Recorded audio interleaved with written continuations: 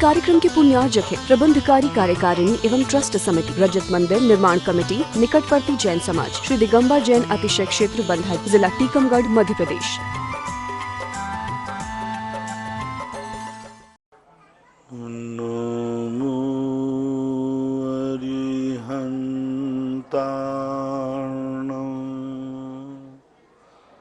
नमो सिद्धार्णं, नमो आयर्यार्णं, नमो वज्रायार्णं, नमो लोये सर्वशाहूणं। पंच परमेष्टि भगवान के आचार्य श्री गुरुवर कुंद कुंद महाराज के जय हो। आचार्य श्री गुरुवर विद्यासागर महाराज की जय हो। परम उपकारी निर्यापक श्रवण मुनि पुंगव श्री सुधासागर जी महाराज की जय। परम पूज्य मुनि श्री प्रसाद सागर जी महाराज की जय। अस्थय क्षेत्र चांदखेड़ी की सरजमी से यह जिज्ञासा समाधान में प्रथम प्रश्न के रूप में श्रीमती नविता जैन कोटा से नमोस्तु करते हुए अपना निवेदन करती हैं कि हे मुनिदेव, हे मुनिश्री, भूतार्थ नय की बुद्धिपूर्वक छोड़ना होता है या स्वयं ही छूट जाता है? भूतार्थ नय को भूतार्थ नय जो है छोड़ा नहीं जाता। भूतार्थ तो ग्रहण करने योग्य है, अभूतार्थ कह सकते हो। अभूतार्थ जो है वो छोड़ा नहीं जाता। भूतार्थ का कुंद कुंद भगवान ने पूज्यवर ने समय सार में कहा है, बहुहारो भूदत्तो, भूदत्तो देश दो दुशुद्ध नयो, बहुहार मसिद्धो खलु सम्मा दिट्टे हवई जीवो। वहाँ छोड़ने की बात नहीं कही।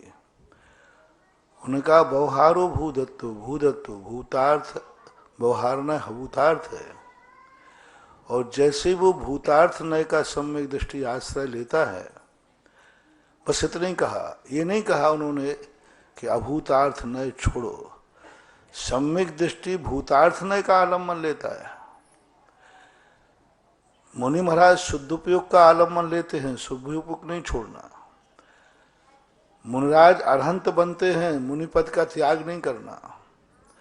ये नहीं कहा कि त्याग करके वो अरहंत बनते हैं। ये कहा है कि मुनि पद से वो अरहंत जरूर बनते हैं। तो इस प्रकार भूतार्थ को त्याग नहीं किया जाए। अभूतार्थ जो नय है वो भूतार्थ का सहयोगी होने से वह अपने आप स्वतः छूट जाता है। कार्य होने के बाद कारण अपने आप विलय को प्राप्त हो जाता है। मिट्टी का कारण था, लौंधा कंद बना हुआ था। जैसे ही घड़ा बना, मिट्टी का लोष्ट वो अपने आप विलय को प्राप्त हो गया, छोड़ा नहीं है। इसी प्रकार के भूतार्थ नय का जैसे ही आश्रय लेते हैं, व्यवहार नय विलय को प्राप्त हो जाता है, बुद्धिपूर्वक छोड़ा नहीं जाता। जैसे कोई व्यक्ति ने पूजा करने का नियम लिया कि मैं आजीवन पूजन करूंगा, अभिषेक पूजन करूंगा, बाद में वो मुनि बन गया तो अभिषेक पूजन का क्या होगा? वो नियम तो जीवन भर का लिया था। तो अब फिर वो ये कहे कि मैं आज से पूजन अभिषेक का जो नियम लिया था उस नियम को छोड़ता हूं क्योंकि मैं मुनि बन रहा हूं। मैंने तो आज तक ऐसा किसी कहते हुए नहीं छोड़ा। अब वो अभिषेक पूजन के नियम को छोड़ना नहीं है। जैसे वो मुनि बनेगा वो उसमें अपने आप वहां विलय को प्राप्त हो जाएगा, छोड़ा नहीं जाता। पुण्य की क्रियाएं, सद क्रियाएं छोड़ी नहीं जाती। आप आगे बढ़िए, वो अपने आप छूट जाते हैं। उन्हीं का प्रश्न है, व्यवहार ने को क्षण को निश्चय को शाश्वत माना जा सकता है क्या? ऐसा नहीं कह सकते क्षण को और निश्चय किया, क्योंकि नए एक दृष्टियां हैं, नए कोई वस्तु नहीं है। निश्चय नए की जो वस्तु है वह त्रिकालिक हो सकती है, व्यवहार नय की वस्तु तात्कालिक हो सकती है, लेकिन व्यवहार नय क्षणिक है ऐसा कहना आपका ठीक नहीं। व्यवहार नय का जो विषय है, क्योंकि व्यवहार नय का दूसरा नाम पर्यायार्थिक नय भी है, तो पर्याय क्षणिक होते हैं, लेकिन ऐसा हम कह नहीं सकते कि व्यवहार नय पर्यायार्थिक नय ही है। पूज्यवर उमा स्वामी महाराज ने त्रिसत्वार सूत्र के अंदर व्यवहार नय को द्रव्यार्थिक नय में लिया।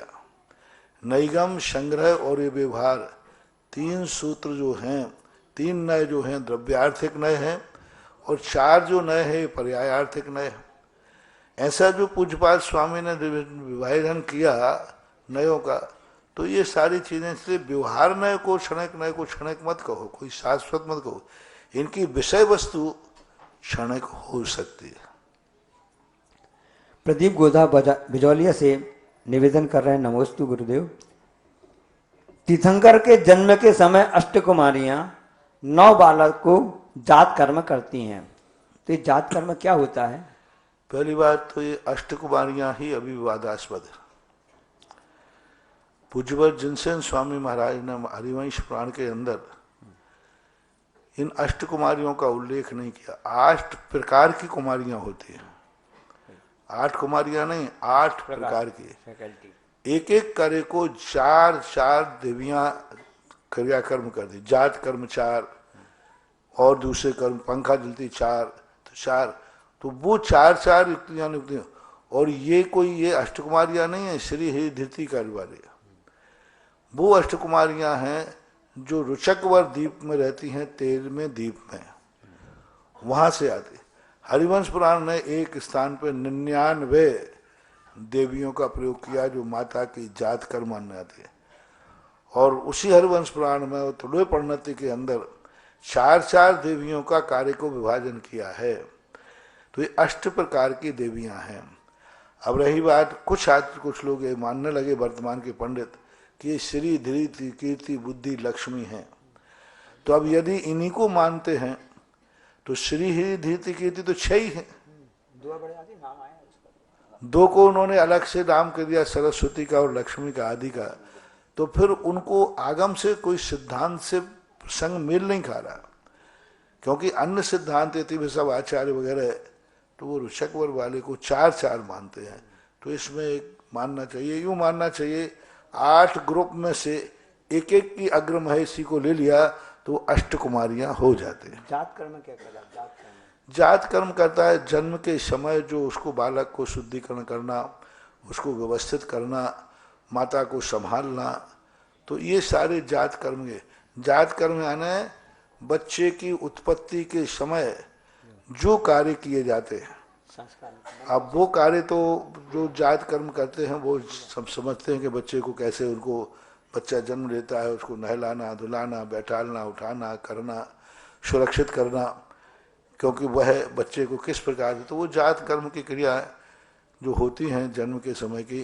तीर्थंकर को वैसा होती नहीं है, लेकिन तीर्थंकर के लिए कुछ ना कुछ तो करना ही पड़ेगा, वो भी बालक रूप में जन्मे, उनको भी उठा करके बैठालना पड़ता है, रखना पड़ता है, कहीं तो रखते हैं। ऐसी बात नहीं है कि बालक का मुख माता नहीं देखती है, एक अंतर मुहूर्त के बाद जाकर के इंद्राणी पहुंचती है। जन्म के समय, जन्म लेते ही सबसे पहले उनको देवियां संभालती हैं, देवियां छुड़ा करके उसको शुद्ध आदि साफ कपड़ों में स्थापित करती हैं, माता उनको दुलार करती है, माता उनका दर्शन करती है, सब करती है।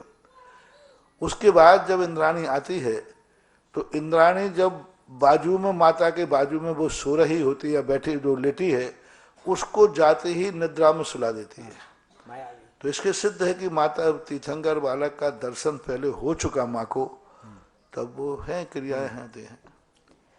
महेंद्र जन पत्रकार इंदौर से, नमोस्तु गुरुदेव। सभी अपराध तन से होते हैं जिसकी सजा का प्रावधान है। जैसे एक कर्म आता है कि कोई भी बालक का जन्म होता है तो उसका नाभि में नाल होता है, नाल आदि को काटना, तो अब तीर्थंकर का नाल नहीं होता है, होता है, ये तो कहीं उल्लेख आया नहीं, क्योंकि कर्म भूमि के अंदर सबके नाल होना शुरू हो गए थे। तो ये सारे प्रश्न हैं, तो कुछ ना कुछ तो होता ही है वहां पर। सभी अपराध तन के द्वारा होते हैं, कानून द्वारा सजा दी जाती है, जबकि तन अपराध की ओर ढकेलने में मन की बड़ी भूमिका रहती है। तो महाराज श्री धार्मिक दृष्टिकोण से मन के द्वारा होने वाले कृत्यों पर रोक कैसे संभव है? तो सजा भी मन को ही मिलती है, शरीर को तो बहुत कम मिलती है। दुखी कौन होता है? मन। भागता कौन है? डरता कौन है? मन को ही। तो सब कुछ मन को ही मिलता है। शरीर तो पिटने में भी साधन था और सदा में ही साधन है। घाटा तो सब मन का और आत्मा का ही है। इसको रोकने का तरीका एक ही है कि तत्व दृष्टि विचार करें। अपने परिणामों में संवेग और वैराग्य हो। अपने परिणामों में यदि तत्व दृष्टि हो तो व्यक्ति अपने मानसिक दोषों से बच सकता है। बचते ही हैं। सभी लोगों के मानसिक दोष थोड़ी होते। अब मानसिक दोषों के लिए तत्व दृष्टि होना जरूरी है, और या फिर सामान्य में प्रारंभिक दृष्टि से भय और लोभ, ये दो चीजें मन में बैठ जाएं तो मन कंट्रोल भी हो जाता है। गुना मध्य प्रदेश से देवेंद्र कुमार संघई जी, नमोस्तु गुरुदेव। यदि माली को चढ़ाई गई, जो भगवान को चढ़ाई गई जो सामग्री है, उसका भुगतान माली को करके उसको पशु पक्षी को खिला सकते हैं क्या? खिला सकते, पशुओं को खिलाने में कोई बात नहीं। अंकुर कॉलोनी सागर से श्रीमती हीरा जैन, नमोस्तु गुरुदेव। छेड़ाला में आया कि निगोज से जीव निकलकर क्रमशः एक इंद्रिय से बढ़ता हुआ संगी पंचेंद्रिय इंद्रिय तक पहुंच जाता है, लेकिन ऐसा भी आया कि भरत चक्रवर्ती के 923 पुत्र निगोज से निकलकर सीधे मनुष्य बनकर मुक्त चले गए। जिज्ञासा यह है कि पुत्रों के अलावा निगोज से जीव निकलकर मनुष्य पर्याधारण कर सकता है? निगोज से निकले हुए जीव का एक क्रम वर्णन किया है दौलत राम पंडित जी साहब ने, कि एक क्रम है। उन्होंने ये तो नहीं कहा कि जीव क्रम से ही निकलता है। क्रम से वर्णन करने का अर्थ क्रम से निकलना नहीं हुआ। वो वर्णन उन्होंने किया कि पहले निगोज, फिर एक इंद्रिय, दो इंद्रिय, तीन इंद्रिय, चौर इंद्रिय से मोक्ष तक का वो वर्णन करने का क्रम है, वो निकलने का नहीं। निकल तो अक्रम से भी जाते हैं। जैसे उन्होंने त्रियंचों का वर्णन किया, फिर त्रियंचों से मनुष्य का किया, बिना त्रियंच के भी मनुष्य बन सकते हैं। फिर मनुष्य का वर्णन किया और फिर देव का वर्णन किया, त्रियंच से भी सीधे देव बन सकते हैं। तो ये वर्णन करने का क्रम है, वो निकलने का सिद्धांत नहीं है। जम्बू कुमार जैन ठुकराई से, नमोस्तु गुरुदेव। नेमिनाथ भगवान का अर्श नेम जो नाम आता है शास्त्र प्रमाणित है क्या? अरिष्ट नेमी और नेमिनाथ अरिष्ट नेमी है। अरिष्ट नेमी करके उपाधि बहुत प्राचीन रूप से शास्त्रों में दी गई। समंतभद्र महाराज ने भी अरिष्ट नेमी शब्द का प्रयोग किया और भी आचार्यों ने किया, ऐसा लिखे। हर्ष जैन भीलवाड़ा से कि ऐसा क्या करना पड़ेगा कि आप जैसा नहीं आप ही आगे के भवों में भी मिले तब तक मोक्ष न मिले? इसे ही गुरु संग प्रीत कहते हैं। क्या करें? इसके लिए तो मैं तो ये कहूँगा नहीं, मैं तो कहता हूँ कोई मिले या नहीं मिले, मोक्ष मुझे जल्दी मिले। अपन क्यों दुनिया के मिलने के लिए करें? यही तो सीता ने किया था। रामचंद्र जी ने जब दीक्षा ले ली तो सीता का जीव कहता है कि जब 16 भाव से हम एक साथ चल रहे हैं तो मोक्ष भी एक साथ जाएंगे। और रामचंद्र जी को तत्व दृष्टि हो गई कौन किसका साथी है। और सीता जो कि संसार में थी, प्रतीन्द्र थी, असंयमी थी, तो उसको ये तत्व दृष्टि प्राप्त नहीं हुई। सम्यक दृष्टि है और मुनि के ऊपर उपसर्ग करने को आ गई। मुनि महाराज को रागान्वित करने के लिए आ गई कि इनके अंदर थोड़ा सा राग जाग जाए, ज्यादा नहीं, जिससे ये मोक्ष ना जाकर स्वर्ग आ जाए, अटक जाए, और फिर हम दोनों एक साथ मनुष्य बनेंगे और मनुष्य बनकर के मोक्ष जाएंगे, साथ जिएंगे, साथ में रहेंगे। इस भाव को लेकर के उन्होंने रामचंद्र जी को डिगाने का प्रयास किया। और रामचंद्र जी तो तत्व दृष्टि में चले गए, जब मोक्ष ही जाना है तो क्या एक साथ और क्या अलग अलग, अकेले। मोक्ष ही जाना है तो एक साथ जाने का, और एक साथ जाने का विकल्प है तो मोक्ष होगा ही नहीं। क्या मोक्ष जाने के लिए अकेले और एक साथ जाने? लेकिन सीता को मोह जागा और उसने बराबर मुनिराज पर उपसर्ग किया, और उसी उपसर्ग में रामचंद्र जी को केवल ज्ञान हुआ। पारसनाथ को तो कमठ के उपसर्ग में केवल ज्ञान हुआ। इनको तो अपने हितैषी प्रिय जो 16 भाव से उनका संबंध चल रहा था, उसने द्वारा भगवान के ऊपर उपसर्ग किया और केवल ज्ञान प्राप्त हुआ। संसार बड़ा विचित्र है। सूरत से मंजू गोदा जी द्वारा नमोस्तु गुरुदेव, पुरुष 72 कलाओं में और स्त्रियां 64 गुणों में समन्वित होती हैं। तो मेरी जिज्ञासा है, ऐसे कौन से पुरुष और महिलाएं हैं, मतलब जिनको 72 कलाएं पूरी प्राप्त हो गई और 64 कलाएं महिलाओं को? महापुरुषों में चतुर्थ काल में होती थी सभी रानियां, प्राय सभी राजकुमार 72 कलाओं का ज्ञान रखते थे। सभी राजकुमारियों को 72 कलाओं का ज्ञान होता था। सुभद्रा 72 कलाओं से चक्रवर्ती की पटरानी, नंदा सुनंदा सब 72 कलाओं से निपुण थी। कैकेयी पूरी कलाओं से निष्पन्न थी। आरसी जैन जयपुर से नमोस्तु गुरुदेव, भगवान महावीर स्वामी ने 10 उपदेशों में 9 उपदेश तो गृहस्थों के लिए दिए हैं। तो ऐसी कौन सी धातु किससे शुद्ध मानी जाती है बताया गया है? जैसे कप प्लेट पानी से धोने से शुद्ध हो जाते हैं, बर्तन क्या सादा पानी या साबुन राख से ही शुद्ध होते हैं? कोई प्रश्न है?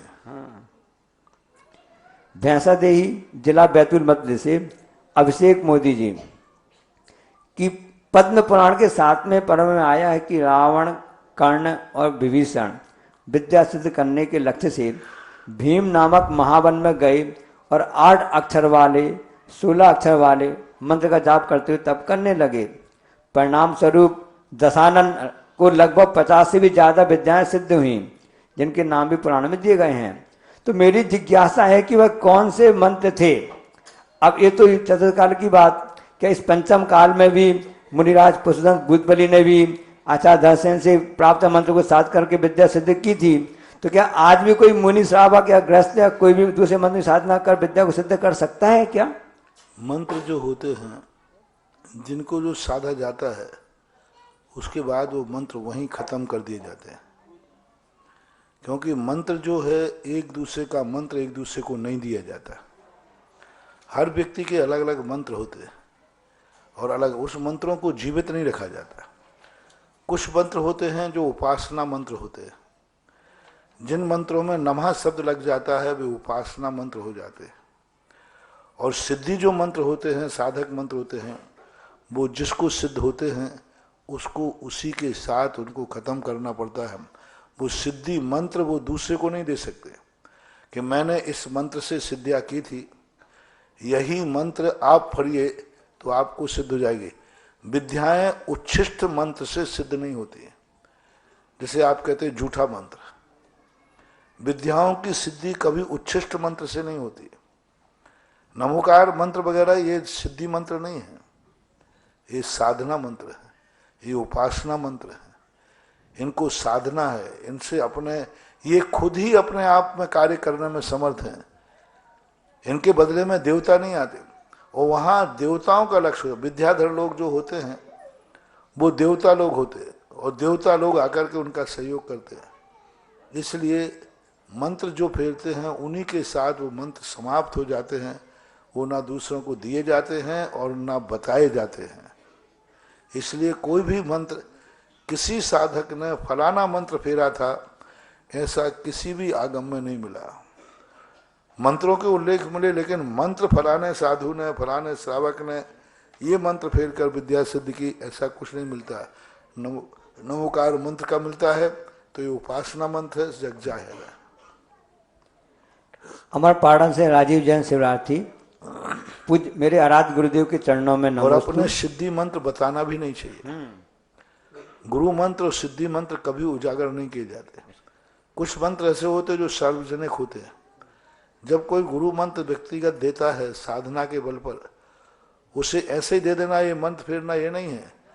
वो मंत्र देते समय देता है ये कार्य, इसको इतने उपवास के साथ साधो, इतने माला के साथ साधो, इतने, तब वो साधना मंत्र। ऐसे ही कह दिया सब, महाराज जी हमें कोई मंत्र दो, उन्होंने कह दिया ठीक है फेर लेना, कोई भी मंत्र दे दिया, तो ये मंत्र जग जाहिर मंत्र है। इनसे विद्याएं सिद्ध नहीं होती।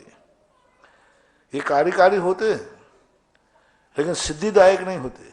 सिद्धिदायक जो मंत्र होता है वो गुरु उसी को मात साधना का विधि भी देगा और तुरंत कहेगा सिद्ध करने के बाद उधर ही डिजॉल्व कर देना, न दूसरे को बताना है न दूसरे को कहना है, अन्यथा वो मंत्र सिद्ध करने वाली विद्याएं तुम्हारा सर्वनाश कर देंगे। क्योंकि मैंने तुम्हारे लिए सिद्ध हुई थी, तुमने ये मंत्र दूसरे को क्यों दे दिया? ऐसा। राजीव जैन शिवरार्थी अमरपाटन से, असुर कुमार देव तीसरे नरक तक जाकर नारकियों को दुख दिलाते हैं, उसके आगे नहीं जाते हैं, तो क्या चौथे और से सातवें तक के नारकियों को दुख कम होना चाहिए? नहीं, वहां ज्यादा दुख है, क्योंकि परस्पर में वो इतने लड़ते हैं कि दूसरे भड़ाने का उसे टाइम ही नहीं मिलता, बीच में गैप ही नहीं कि दूसरा आ जाए। वो खुद ही इतने लड़ रहा मर रहे हैं तो नहीं होता, वो दुख तो ज्यादा ही है। अक्षय जैन कोटा राजस्थान से, नमोस्तु महाराज जी, अभिनंदनाथ भगवान के काल में कोई भी चक्रवर्ती कामदेव नारायण प्रतिनारायण नहीं हुए, ऐसा क्यों? क्या ऐसा जरूरी नहीं होता? जो चौथे नंबर के भगवान हुए अभिनंदनाथ भगवान जी, बहुत सारे तीर्थंकर हुए जिनमें नहीं हुए, सबका नियोग जहां जैसा रहे। बहुत सारे थे, कितने बीच में कितने तीर्थंकर, न चक्रवर्ती हुआ, न नारायण हुआ, न बलभद्र हुए, कोई नियोग नहीं है। और मैं पूज्य मुनि श्री पुराण सागर जी से निवेदन करूंगा कि अपनी जिज्ञासा रखने की महती कृपा करें। नमोस्तु महाराज।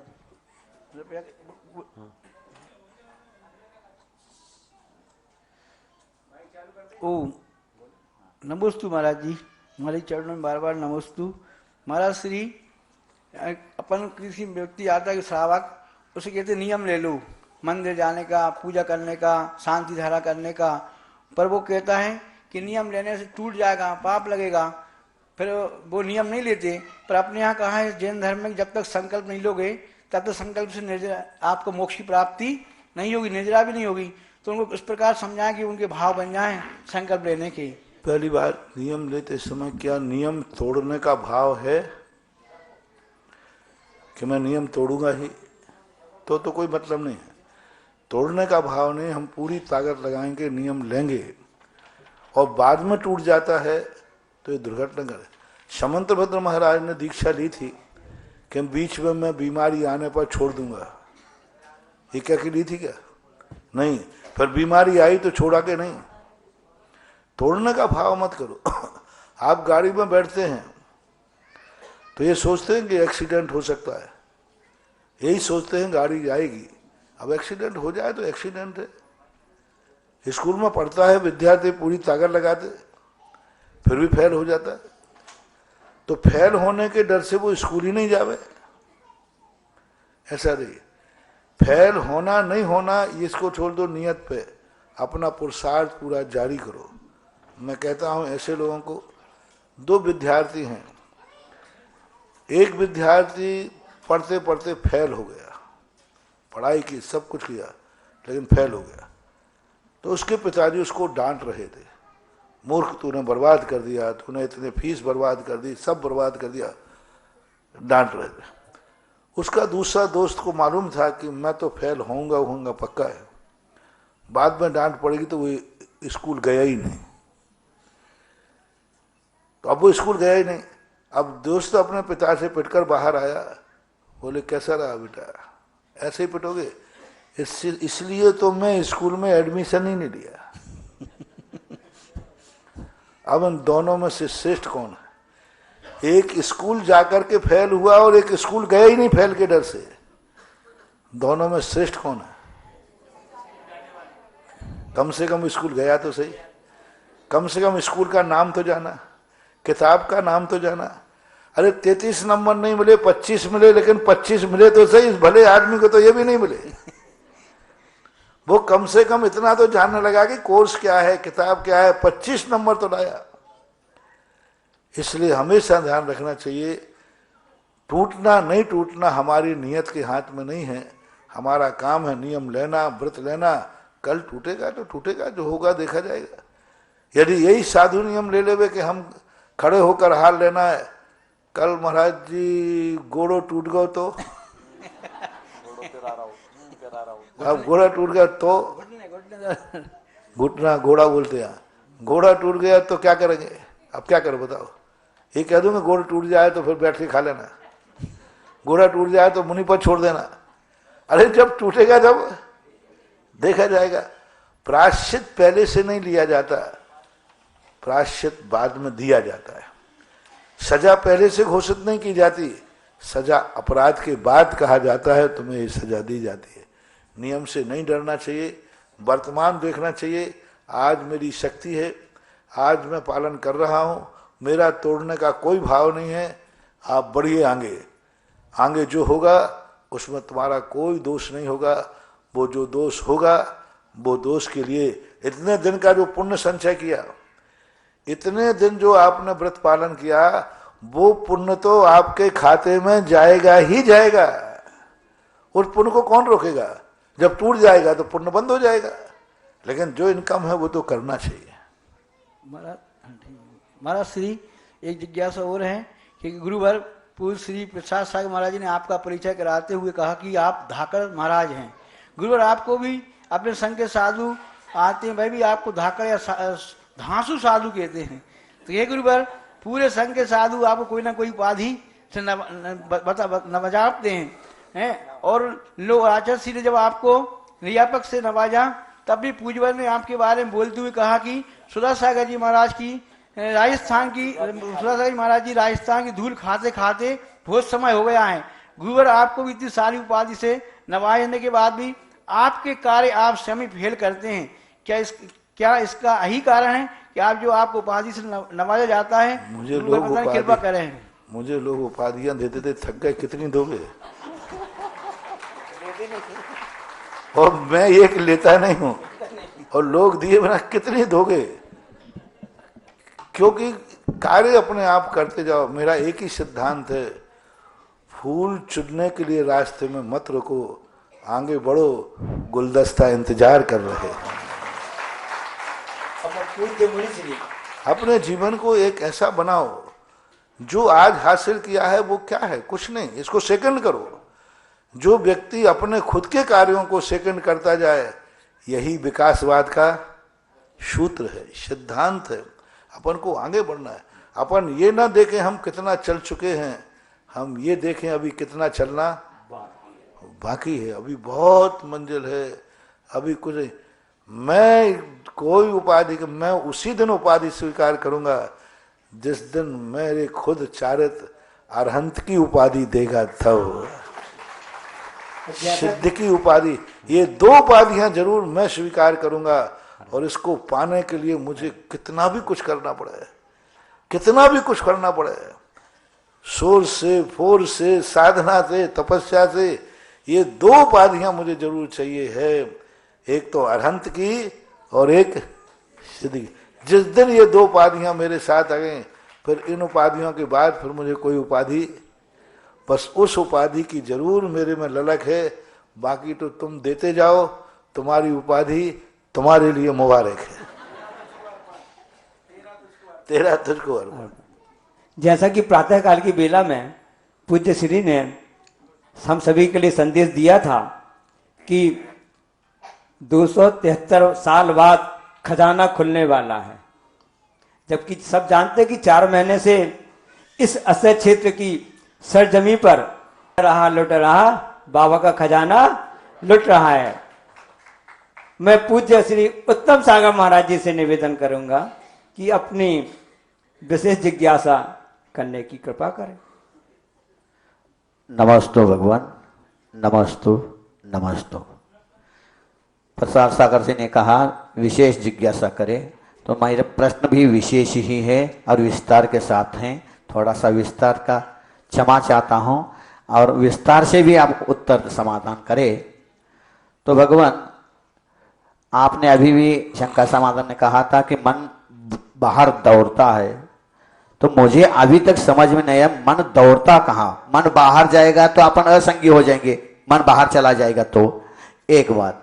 और मन में कोई याद वस्तु आती है तो जहां से, जैसे बाहुबली भगवान मेरे मन में आ गए तो वहां बाहुबली नहीं रहेंगे, मन में आ गए तो वहां कहां से रहेंगे?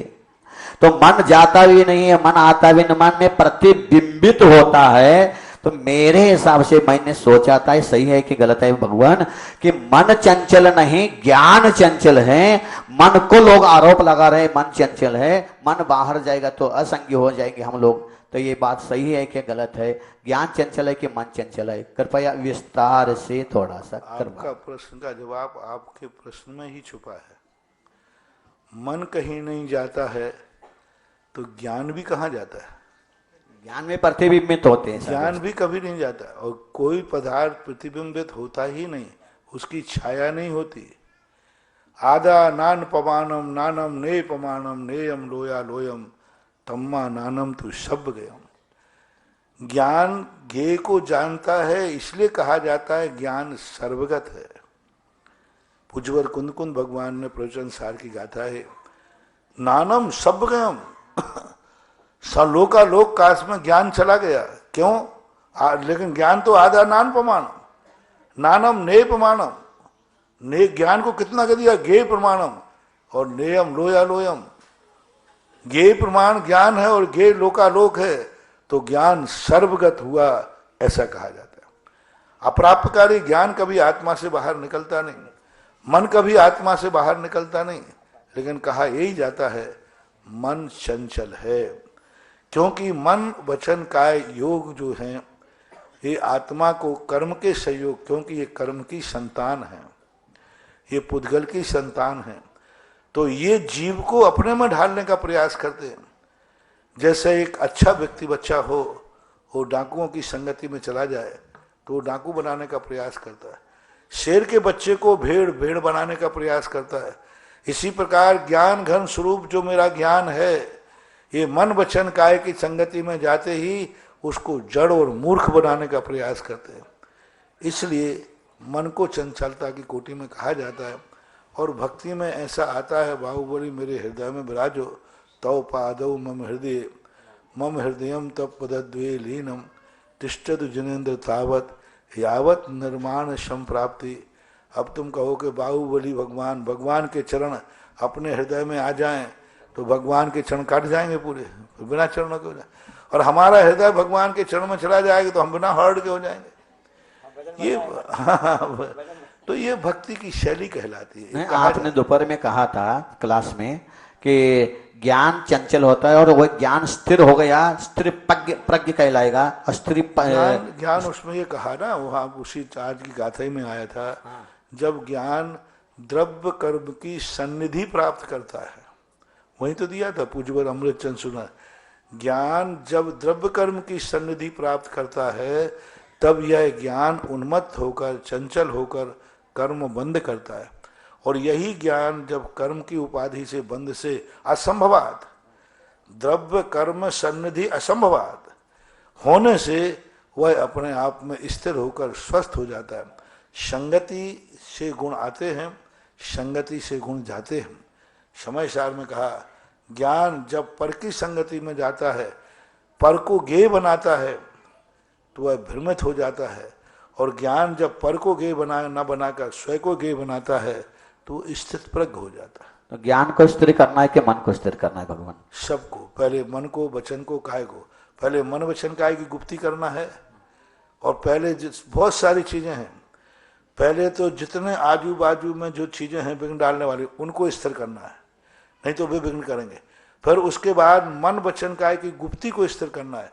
ये तीन गुप्तियां होने के बाद फिर ज्ञान को स्थिर करना है। पहले मन गुप्ती, वचन गुप्ती के क्रम है, ये क्रम है। पहले हम समस्त प्रकार से अपने आप को नौकर्म से बचाएं। जो नौकर्म हमारे अंदर बाधक बनते हैं उन नौकर्म को छोड़ें। परिवार, मकान, धन, दौलत आदि, वस्त्र आदि, ये सब नौकर्म हैं हमारे लिए बाधा डालने वाले, हमारे ज्ञान की दुर्गति करने वाले। तो उन नौकर्मों को पहले अपने आप में रोको उनको।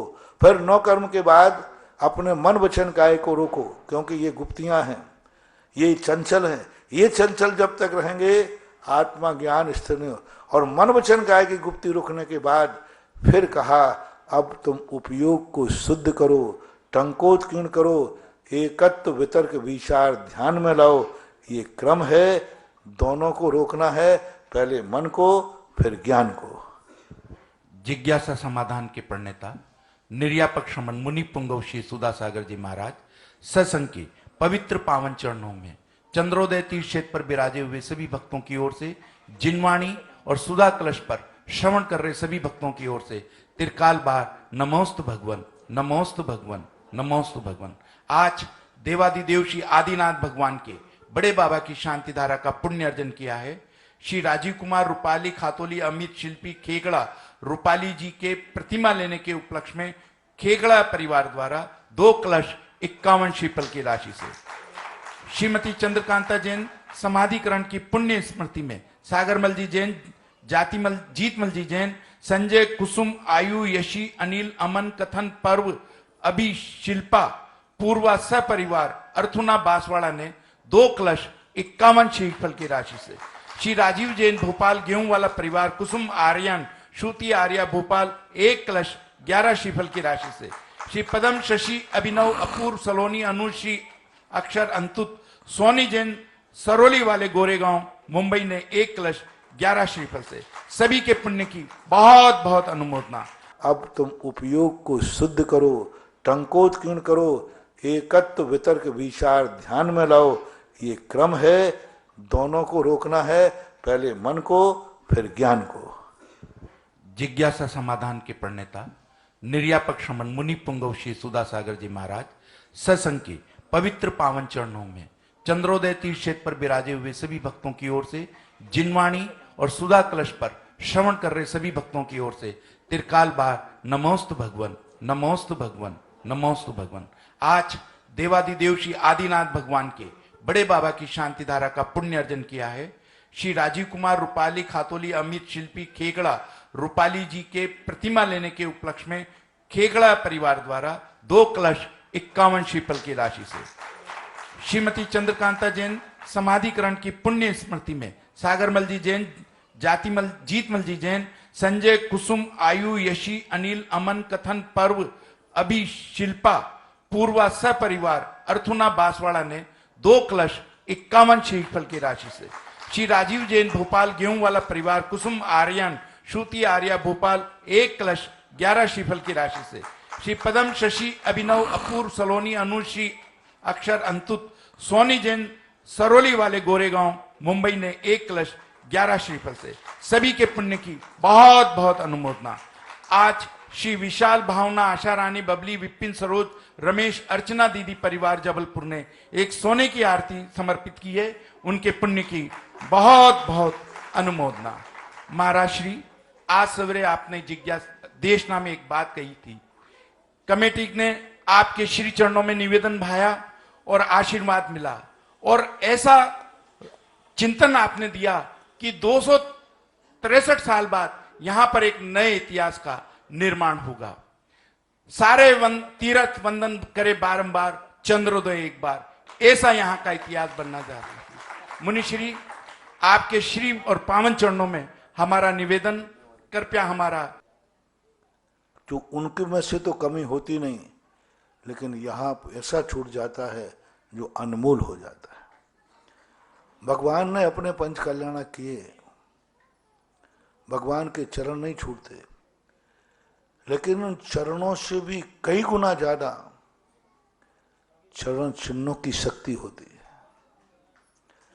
भगवान के चरणों में ताकत नहीं है,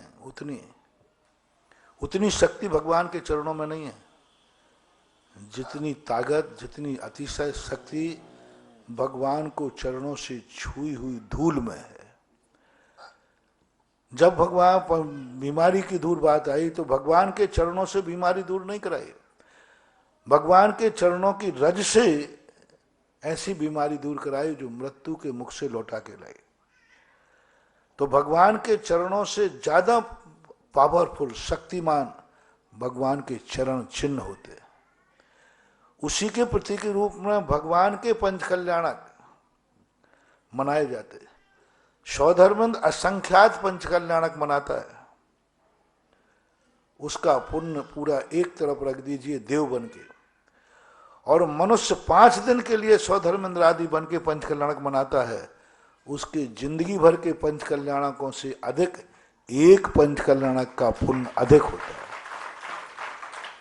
असंख्यात पंच कल्याणक, उसके दो कारण होते हैं। पहला कारण, उसने साक्षात पंच कल्याणक बनाए। साक्षात पंच कल्याणकों में वो कर्मों की निर्जरा नहीं है, क्योंकि वो तीर्थंकर के पुण्य से बनते हैं। वो पंच कल्याणक तीर्थंकर के पुण्य से मनाए जाते हैं, स्वधर्मेंद्र के पुण्य से नहीं, भक्तों के पुण्य से नहीं। तीर्थंकर भगवान ने स्वयं ऐसा पुण्य माना है जिनके पुण्य से वो पंच कल्याणक बनाए जाते हैं। और आज जो आप लोग पंच कल्याणक बनाए जाते हो, ये भगवान के पुण्य से नहीं, भक्तों के पुण्य से बनाए जाते हैं। इसमें तुम्हारा पुण्य है, उसमें भगवान का पुण्य है। वो जब पांचों कल्याणक बनाए गए, वो सब भगवान का पुण्य था। उन्होंने तीर्थंकर प्रकृति के साथ ऐसा सात आवेदनी कर्म का बंध किया कि लोगों को पंच कल्याणक मनाने के लिए आना पड़ा, देवताओं को आना पड़ा, ये उनका पुण्य था। देवताओं को रत्न वृष्टि करना पड़ी, उनका पुण्य था।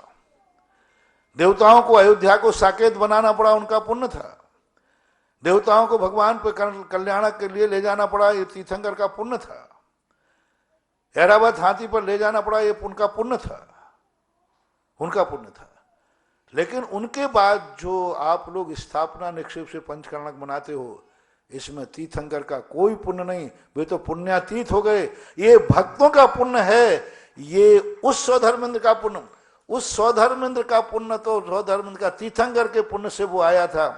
लेकिन तुम जो स्वधर्मेंद्र कुबेर बनोगे, ये तुम्हारे साथी से पुण्य का फल होगा।